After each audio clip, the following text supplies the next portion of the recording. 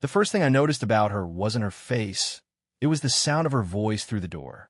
Low, patient, a little tired. The kind of voice that had learned to live with silence. She called about a jammed lock. I just started doing odd jobs around the neighborhood to cover rent. I didn't expect her to answer the door in bare feet and a linen shirt that looked too soft to be real. "Thank you for coming," she said, stepping aside. Her smile was polite, but her eyes, there was a pause there, like she was measuring something she couldn't name. The door had swollen from last week's rain. I knelt down with my tools, trying not to notice how close her perfume was, faint citrus, dry like paper in sunlight.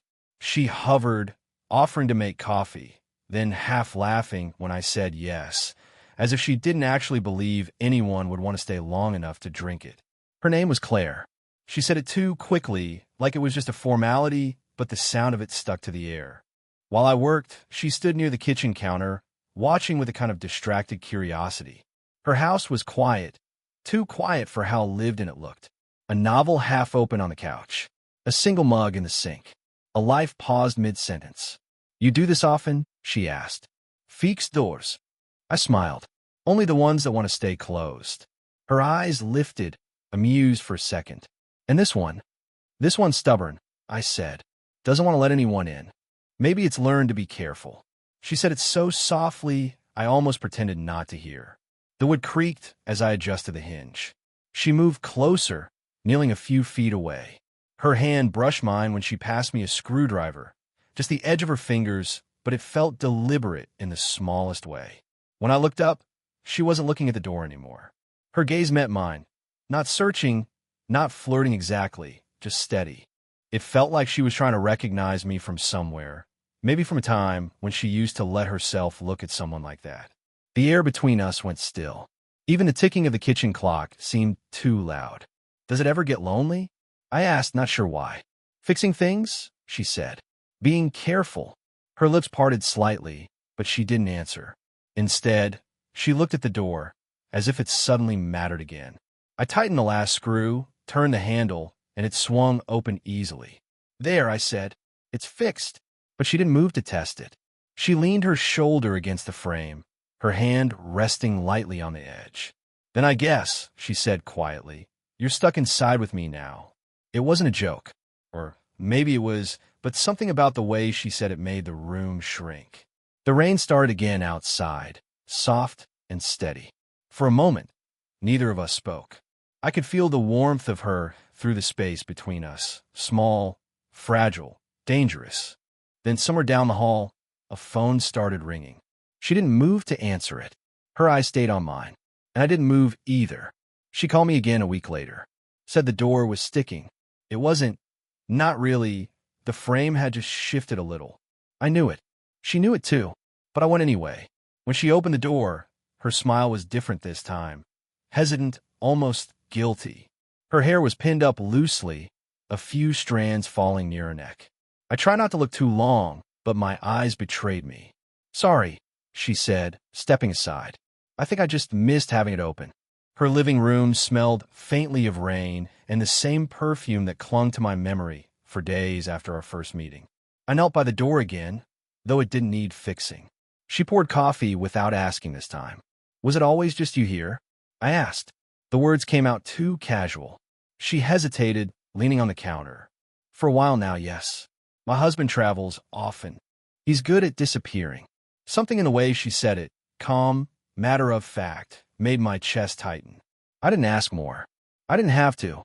When she handed me the mug, her fingers brushed mine again, lingering for a heartbeat too long. I felt her pulse before she pulled away. We talked about small things after that. The garden she never tended to, the neighborhood she no longer liked. She laughed once, really laughed, when I told her I'd managed to kill a cactus last month. It wasn't a loud laugh, but it felt unguarded, like a sound she hadn't made in a while. "You're young," she said suddenly, her tone softer. "Too young to be fixing things that don't belong to you." I looked up. "And you're too careful to keep breaking them." The silence that followed was heavy.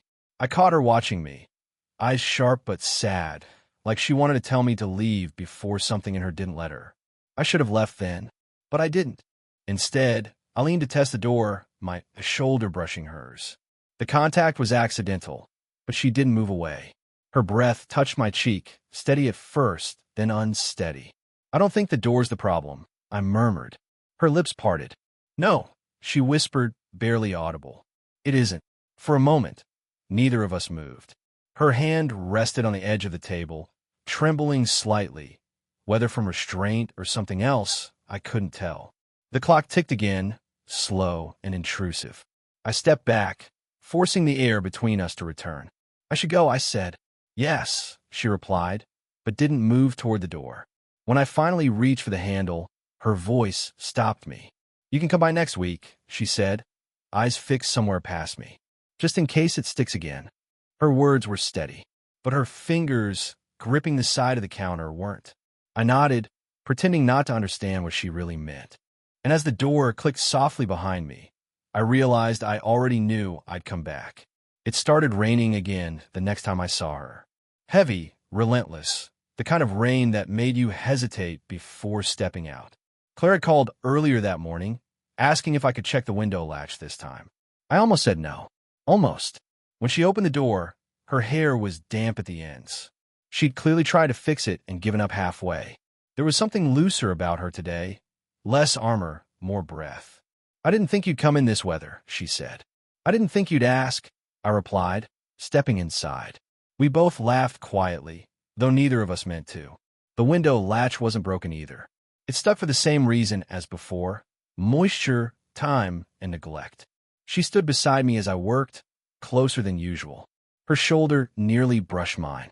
Every small sound, the click of the screwdriver, her steady breathing, filled the silence between us.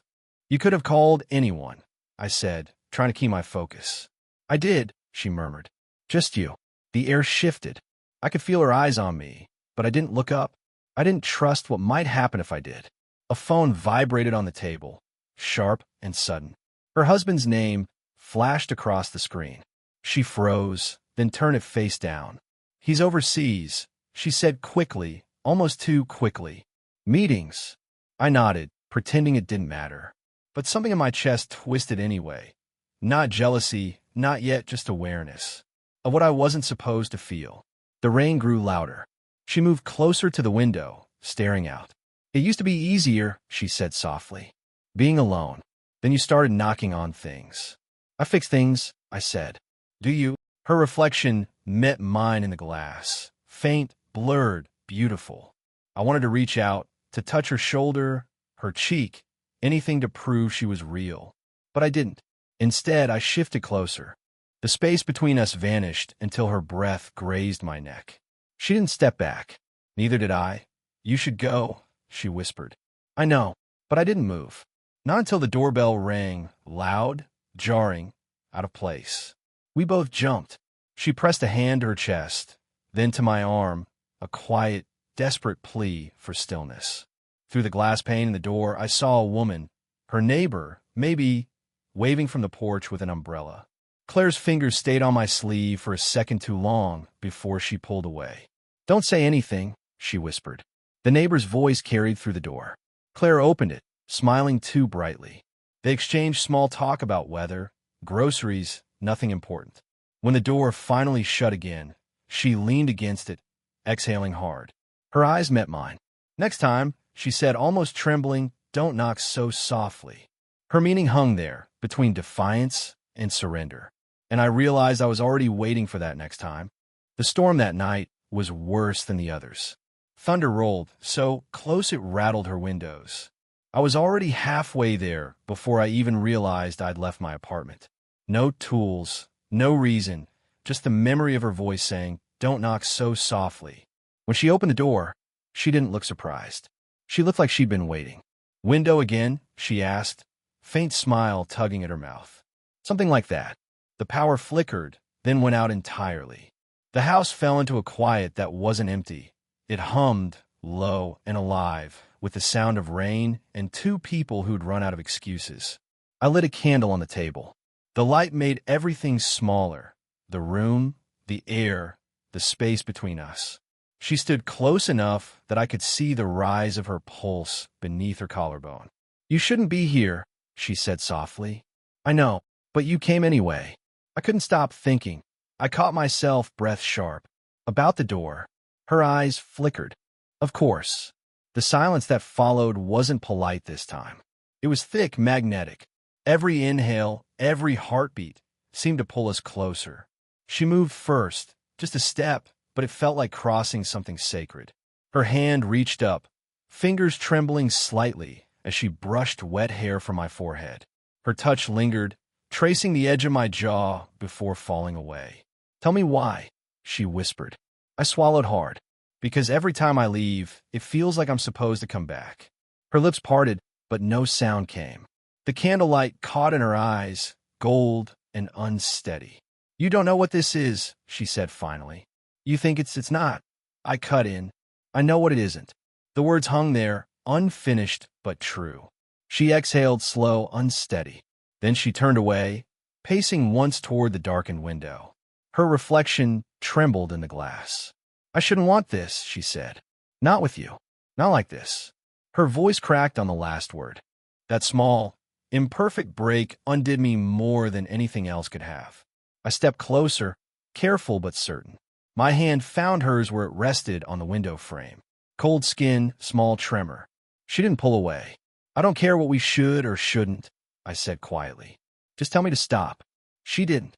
Instead, she leaned back, just enough that her head rested against my shoulder, the curve of her neck brushing my cheek. The warmth of her, the scent of rain in her hair, it was dizzying. Outside, lightning flashed white across the room. For a second, it looked like she might turn, like the space between us would finally collapse. Then, a sharp knock at the door. We froze. Her breath caught. Mine did too. "Don't move," she whispered. And neither of us did. The knock at the door came again, harder this time. Claire pulled away, straightened her shirt, and went to answer it. I stayed frozen in the half-dark, heart pounding in my throat. A man's voice filtered through, low, familiar in a way that made my stomach twist. I couldn't hear all of it, just pieces. "Flight canceled, didn't think you'd still be up." Her husband. I hadn't let myself imagine him, but now he was standing there, rain dripping from his coat, looking past her shoulder into the house. "Who's here?" he asked. She didn't answer right away. "No one," she said finally. "Just the storm." The lie hung in the air, soft but heavy. He stepped inside, brushing rain from his sleeves, his eyes sweeping the dim room. I moved back, deeper into the shadows by the hallway, barely breathing. Claire's voice was too even. "You weren't supposed to be back until next week. Plans changed." He kissed her cheek, too quick, too practiced. "Missed this place." I couldn't tell if he meant her or just the house. When his footsteps faded toward the kitchen, her gaze found mine, quick, sharp, terrified. She mouthed, "Go." I hesitated. She shook her head, urgent now. I slipped toward the back door, but she followed me, silent, her hand catching my wrist just before I reached it. Her touch was desperate this time, not tender. "I didn't lie before," she whispered. "About him being gone." I thought. She stopped. The sound of a glass clinking in the kitchen cut through the air. "I thought I had more time," she finished. I turned, whispering, "You should have told me." Her eyes glistened in the faint candlelight. "Would you have stayed away?" I didn't answer, because the truth was no. I wouldn't have. Her husband's voice carried faintly from the next room. "Claire?" She closed the distance between us in an instant, pressing a hand against my chest to steady herself, or maybe to feel that I was real. Her breath came shallow, close enough that it brushed my throat. "Go," she whispered again. "Please." But neither of us moved. "I don't want to leave like this," I said, voice low. Her fingers trembled, still resting over my heart. "Then don't," she breathed. "But if you stay, everything changes." Her words cut through me. Not a warning, but a promise. Footsteps approached. I caught her hand, just once, briefly, enough for her to feel what I couldn't say. She pulled away, eyes flicking toward the hallway. "Tomorrow," she mouthed, "if you come back." The back door creaked as I slipped out into the rain. Behind me, I heard her husband call her name again, a little louder this time. And beneath it, barely audible, her voice, steady, breaking, both at once. "I'm coming." But she wasn't talking to him. The next morning, the rain was gone. The air smelled sharp, clean, too bright for what had happened. I told myself I wouldn't go back. I even made it until sunset. When I reached her house, the lights were off. The door, the one I'd fixed, was unlocked. She was in the kitchen, sitting at the table with an untouched cup of coffee. Her hair was down, her eyes red, though she didn't look like she'd been crying. More like she'd used up all her tears long ago. "You shouldn't be here," she said without looking up. "You said tomorrow," I replied. "That was before." "Before what?" She finally lifted her gaze. "Before I remembered what this costs." I didn't move closer. Not yet. The silence pressed between us again, that familiar weight that always seemed to pull us toward each other instead of apart. "You think I don't know?" I said quietly. "That I don't see what this is doing to you." Her voice cracked just slightly. "You're too young to carry someone else's wreckage." "Then stop making me want to." That made her look at me. Really look. And suddenly, all the pretense was gone. No careful words, no half-smiles. Just two people caught in a moment that shouldn't have lasted this long. I took a step forward. She didn't stop me. Another step, and the distance that had kept us safe disappeared. Her breath hitched. "If you touch me now, I know." But I did it anyway. My hand found her face, thumb brushing along her jaw, slow, deliberate. She leaned into it, just barely, enough for the smallest sound to escape her lips, half sigh, half surrender. "Claire," she closed her eyes, shaking her head. "This isn't what I planned." Neither was I.